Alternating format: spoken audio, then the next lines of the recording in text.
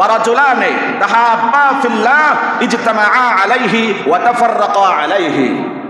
আল্লাহর হাবিব সাল্লাল্লাহু আলাইহি ওয়াসাল্লাম বলেছেন, ওই দুই ব্যক্তি, যেই দুই ব্যক্তি একজন আরেকজনকে লাইক করে, পছন্দ করে, ভালোবাসে, কার জন্য?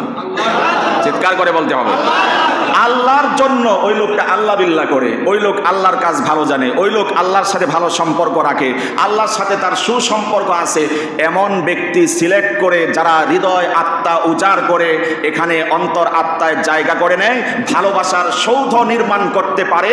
আল্লাহর হাবিব বলেছেন, কাল কিয়ামতের ময়দানে ওই দুই মুহাব্বতকারীকে, আল্লাহর জন্য মুহাব্বতকারীকে আরশে আজিমের গ্যালারিতে জায়গা করে দিবেন। চিল্লায় সুবহানাল্লাহ। তাহলে ভালোবাসা হবে কার জন্য? আবার ঘৃণাও করতে হবে কার জন্য? অতএব এটা কমন পড়ছে, হুজুরের যদি ভালো না লাগে আজকের থেকে আল্লাহর জন্য হুজুরে ঘৃণা করবো, এমন নাকি?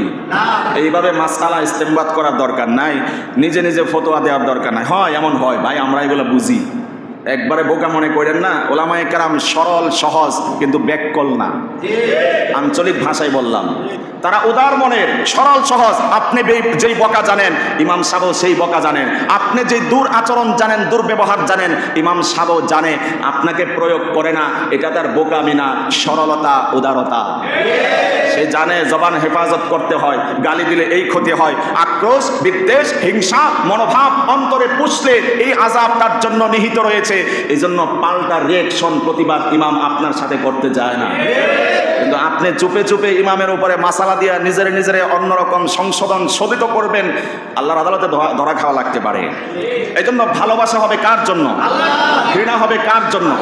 আল্লাহর জন্য। এবং অন্য হাদিসে এসেছে, আল্লাহ রাব্বুল আলামিন সেদিন ডাক দিবেন আমার জালালিয়াতের জন্য, আমার একমাত্র আমার সন্তুষ্টি চিত্তে যারা একজন আরেকজনকে ভালোবাসতা, আইনাল মুতাহাব্বুন, তারা কোথায়? আসো, আজকে আরশে আজিমের ছায়ার নিচে জায়গা দিব। সুবহানাল্লাহ।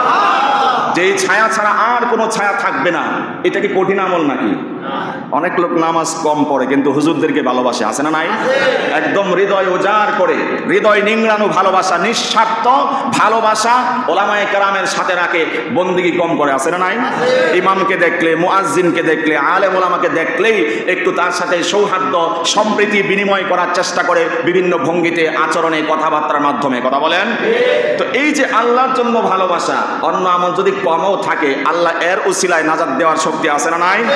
আল্লাহ বলছেন, যারা এইভাবে একজন আরেকজনকে শুধু আল্লাহর জন্য ভালোবাসতো, আইনাল মুতাহাব্বুন, আল্লাহ তালাশ করবেন। আল্লাহু আকবার। আল্লাহ তালাশ করবেন যে ওই লোকগুলা কই রে, দুনিয়া একজন আরেকজনকে ভালোবাসতো, আমার খুশির জন্য আসো, আসো আমার জান্নাত, আমার আরশে আজিমের ছায়ার নিচে জায়গা করে দেবো। সুবহানাল্লাহ।